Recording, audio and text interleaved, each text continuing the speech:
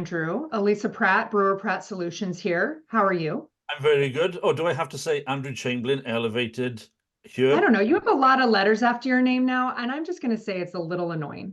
Do you know, they Like, don't there's mean a anything. lot of letters. They don't mean anything. I'm just throwing letters I together, don't know. It, alphabet. it seemed a little alphabet soup. I didn't want to challenge you on it because I'm a big fan of professional development and lifelong learning. So I support you in that journey. But if Thank you could not write it in every email or in every text or in every direct message, I don't need to see all your initials everywhere. every Mother's Day card I send, dearest love, Andrew Chamberlain, F Sam F R S A M I O L. Yeah. So let's get to something actually pretty well tied to professional development and the advancement of association and membership professionals. We're always looking for new organizations who are advancing these discussions, and I'm excited to introduce, I think, a longtime friend of yours. Is that fair to say? I think it's fair to say that. Yeah. Yeah. Oh, Yeah, I mean, like Mervyn. maybe. I don't Well, know. yeah, I guess I shouldn't say that. What if you dispute that while he's right here with Someone us? he knows. Yeah. I mean, now that we're on video, we're gonna have to like be better with our poker faces and our our references to each other. Anyway, get to it. Mervyn Pilley, hello. It's nice to see you. Hello. Hello, Hello. Lisa. We Good to are see you so again. we are so excited to have you. I mean, we've chatted with you before. I've known you even for a little while now, but the Society of Association Management is really kind of the drum roll, exciting new opportunity that you are co-founder of, and we wanted to learn more about and to help our audience, you know, explore, see if there's value for them, and really tout any community that is advancing the nonprofit profession. So tell us a little bit about how you got into this and where the I guess is this an association of its own?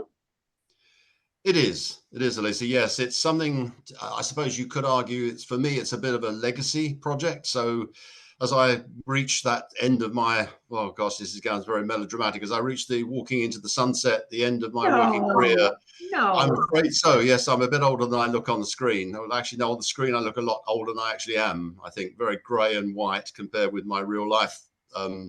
Yes, last time I was on, we did a podcast, which made life a lot easier. But when we're on the screen, you can really It's a lot of pressure. I know. see the I age hear you. effect. But it's a legacy project. So really, and indeed, Andrew and I suppose, really first met and bonded over some previous incarnations of this organization. The original Society of Association Executives actually started in 1932. So the Oh, concept wow. isn't new. Yeah, no, the concept isn't new. It was actually founded originally as, I suppose, this might sound very English, but a luncheon club for senior employed association executives. You had to be employed, interestingly enough, so it got rid of a lot of the volunteer model. But though it was founded originally as a sort of discussion club. I believe a handful of people used to get together over lunch, mostly in London, and just chat through issues. Eventually, they woke up, I suppose, towards the 90s, they woke up and thought, or the 80s even, late 80s, and thought, well, perhaps this is not quite fit for what we need. Then they started up an Institute of Association Management.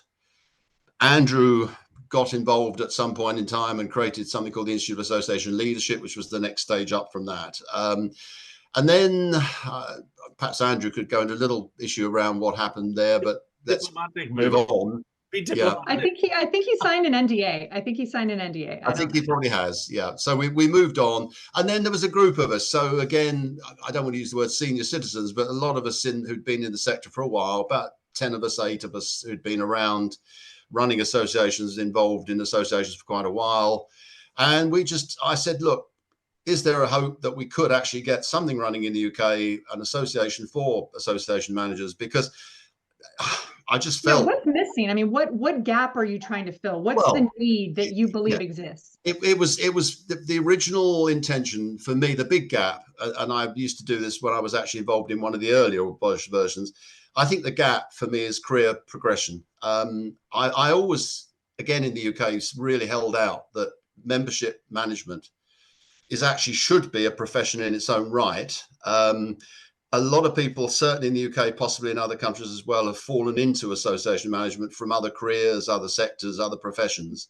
Engineers, accountants, certainly in the UK, seem to be the trend for senior association managers. And my view is things are changing. We have a lot of young people who are coming into the association world, the membership world, who are doing digital marketing, all the exciting stuff, the disruptive stuff. And actually, there's not really been much of a career progression for those people through to the top. I watched your 101st episode around new leaders, new CEOs, and I'm thinking, well, it would be really exciting if some of those young people could actually achieve that. But through the working through the membership world, rather than just falling accidentally into the top job, which certainly is what happened to me. 25 years as an accountant. So yeah, that's the gap I perceive in the UK that we're trying to fill. But we're not just about training. We're about a blend of social activity, information, networking, mentoring. Those are the sorts of areas. Okay. Well, and obviously the iterations of this entity or the iterations of this intention have evolved through the decades, approaching your 100th anniversary, here in the next several years. But, Yes. I guess, is it optimistic and maybe naive to think that this void will ever be filled? I mean, if we've been working on this since 1932.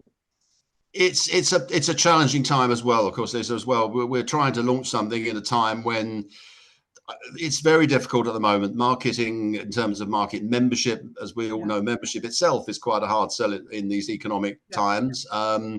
And ironically, the people who are running associations probably realize that more than anyone. We did focus quite hard on keeping the cost of joining the society fairly sensibly priced, because yes, absolutely aware that there are pressures, and it's a slow burn. Funny enough, I was talking to one of the other co-founders of the group this morning about things generally, and we've agreed that because we have limited lifetime left, and it will be a slow burn project. So it's a slow burn legacy rather than a rapid legacy.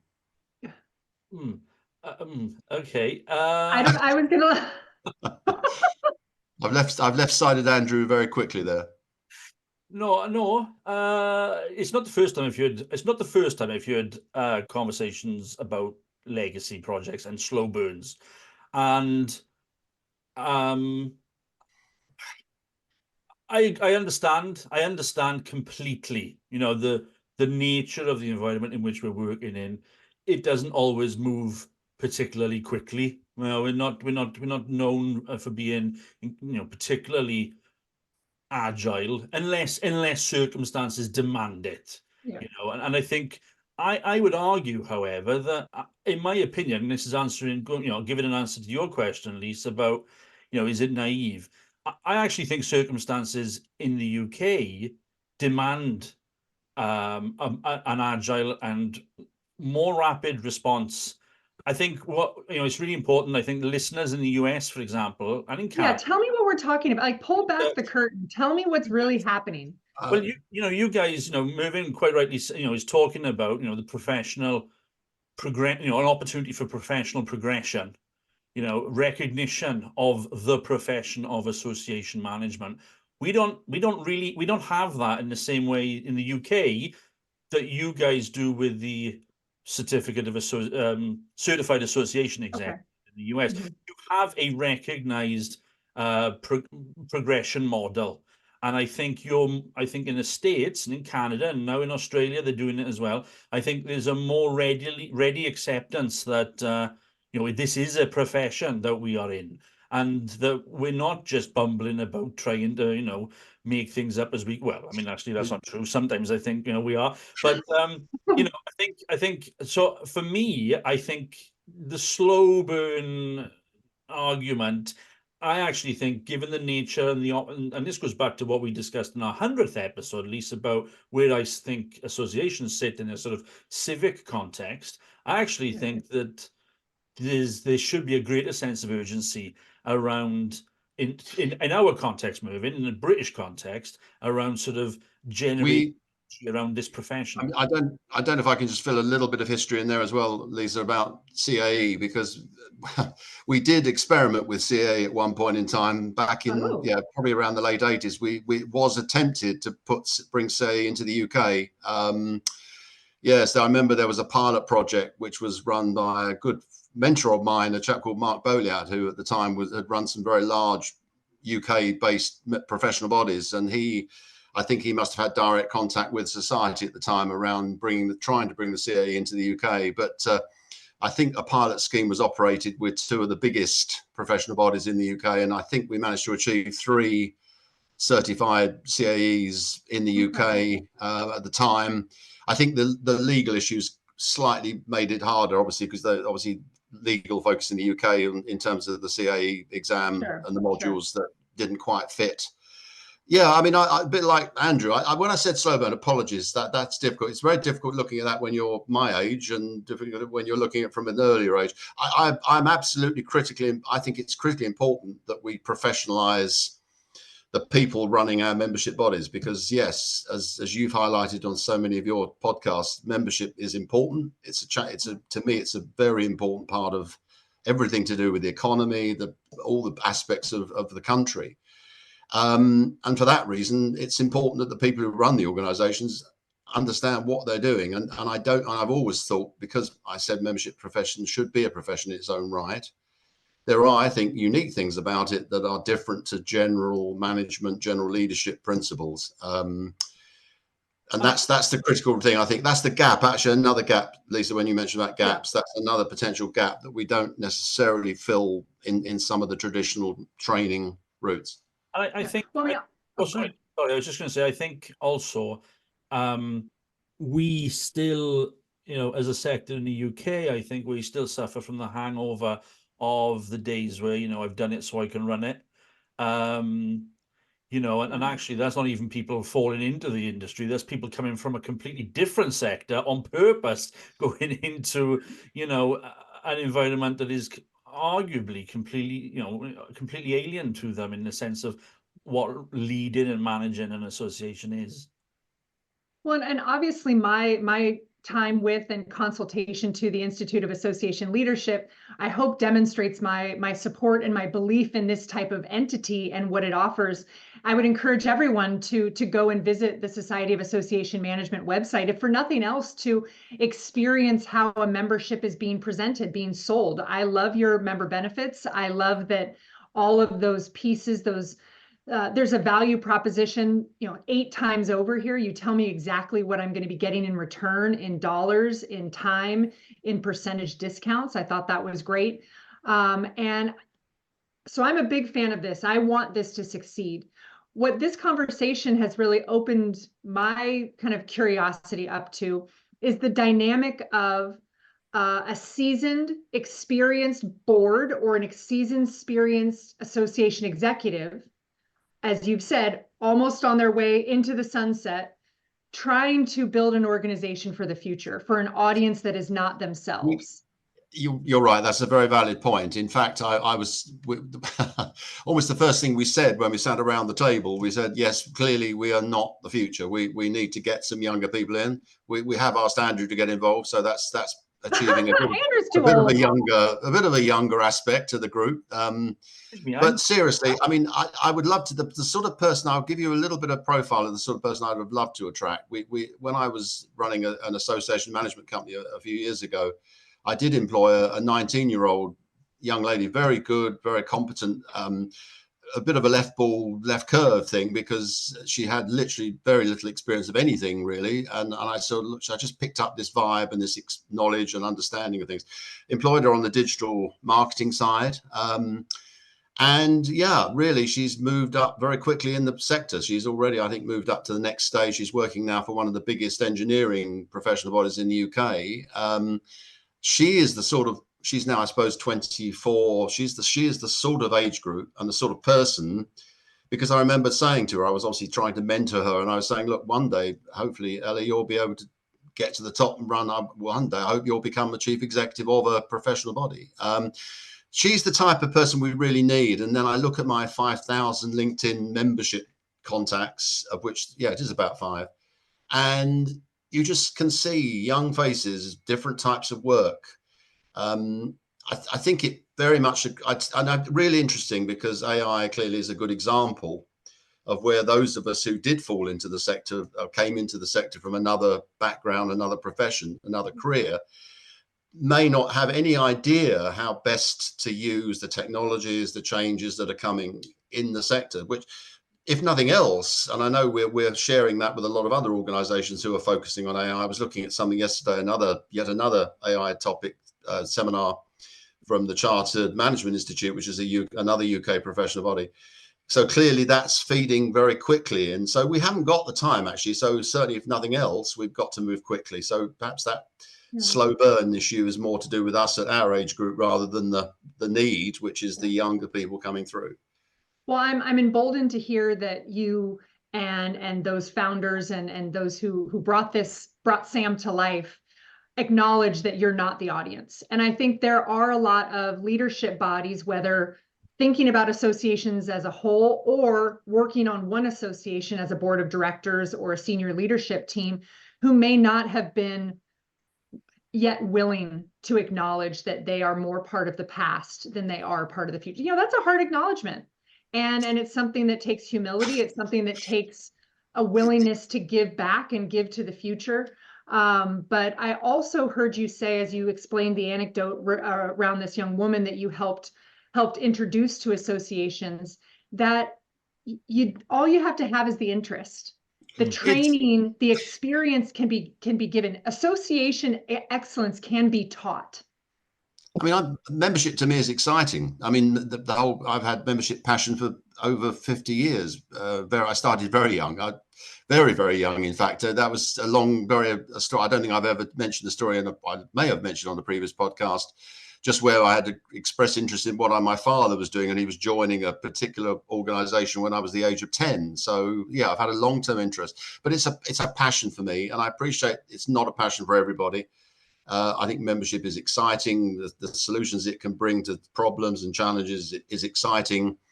And that's what I saw in Ella when I took her on. She had a CV that was paper thin. I think her newspaper delivery job was probably the most exciting thing on her CV. And she'd messed around. Like a lot of 19-year-olds, she'd done all sorts of different things. And I said, look, this is what I want you to do. You're talking to potentially different groups. You're doing different things every day. And she just, I could tell she was going to be that sort of person. It's yeah, as I said, it's sometimes difficult to let go. And as Andrew's aware, I've recently started a new role. And should I give my age group over the internet? Probably not. But all I would say is I'm living proof that ageism in the workplace doesn't seem to have quite hit membership yet. It's still feasible to get a job when you're a few years past the state retirement age, which I regrettably am. So yeah, it's exciting, a new role. But for me, it's interesting. A new job, new role, new challenge. In fact, it's a brand new role for the organization I've joined. So yeah, it's exciting. I haven't lost that excitement, but clearly I'm learning about AI quickly. I'm learning about everything I can. But yes, we need that progression. We need Ellas of this world, the younger people coming through. Well, and that willingness to learn and not just bring the same that you've always done, not impose your experience and be open to. But last point, and I'm hogging the limelight a bit here, but just one last thing about Mark Boliat, that mentoring. That was my first trade association job when I started, and Mark was, as I said, the same Mark who was trying to bring CAE into the UK. I would have actually tried to do CAE, but unfortunately at the time, net out of tax paid salary would have meant it was quite an expensive job for me, and I was very early in my career anyway. But Mark was an excellent mentor for me. Mark has written 2 or 3 trade association books, strategy books, and management. And he was an excellent mentor. Without him and without his mentoring, I would probably have really struggled to make progress. So it's that mentoring. I think if nothing else, with Sam, we're really very keen to mentor, help younger people overcome those challenges and try with limitations, because they will certainly know an awful lot more about AI and the technology than we do. So what's the call to action then? I mean, obviously the call to action is join Sam, but what is call to action is join Sam, but I do understand and appreciate that, and you've already mentioned the US is a radically different market to the UK, and certainly in terms of certification model. I think that the certification model is a classic US model, and obviously is a very successful model, whereas the UK and the Commonwealth, you mentioned Canada, you mentioned Australia, whereas some of the Commonwealth countries are more professional body focused. So that's the slight disjoint, but obviously any person from any country is very welcome to join SAM. The wonderful thing about virtual, of course, is that we put on virtual events as well as physical. We are looking to have some social events in the UK, certainly from a mentoring and a networking perspective. But yes, the call to action is get involved, help us. We're very happy to have international chapters.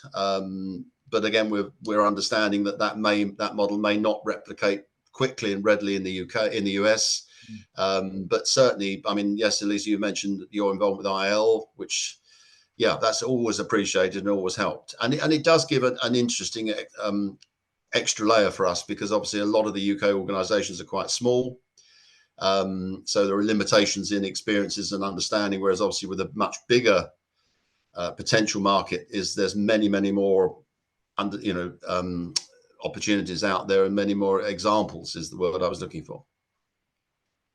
Yeah, go on. You're looking at me, aren't you? Because you can see I'm about to jump in. I have a lot of questions, as I always do, but I defer. Well, I was just going to say, I'm pleased to hear you say that, Mervyn, about having. I'm not sure we'd be able to get a US chapter to SAM. It usually works the other way around, doesn't it? But it does work the other way around. I have run UK chapters for US organisations. But we can have, well, go on. It's an obvious one, isn't it? We can have a SAM chapter of one. I mean, Lisa's very welcome to be our chapter president. The inaugural member of Uncle Sam. Excellent. I love it. Fantastic. Uncle Sam, yeah.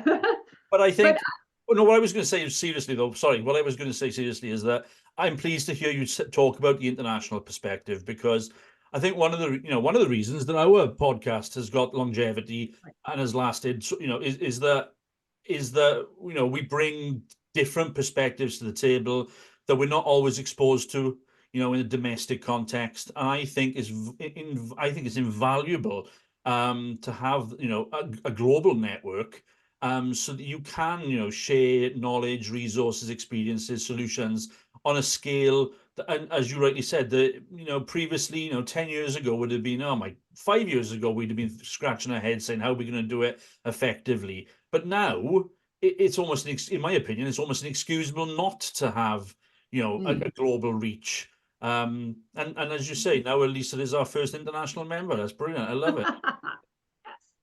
Yes. I do have one question.